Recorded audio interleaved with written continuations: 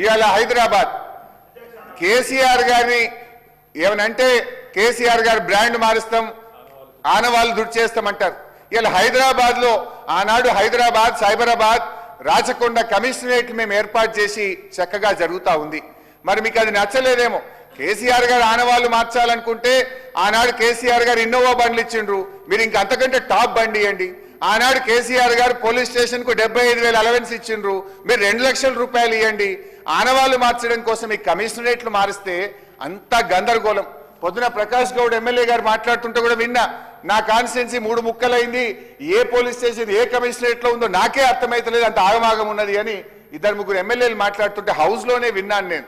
ఇలా పాపం ఈ హైదరాబాద్, సైబరాబాద్, రాచకొండ కమిషనరేట్ లో కానిస్టేబుల్ నుంచి అడిషనల్ ఎస్పీ దాకా నేను ఏ కమిషనరేట్ పోతానో, నేను ఏడుంటానో, నేను ఈడుంటానో ఆడిపోతానో అనే గందరగోళం, అయోమయమైనటువంటి పరిస్థితుల్లో ఇవాళ పోలీసులు మీరు నెట్టివేయడం జరిగింది.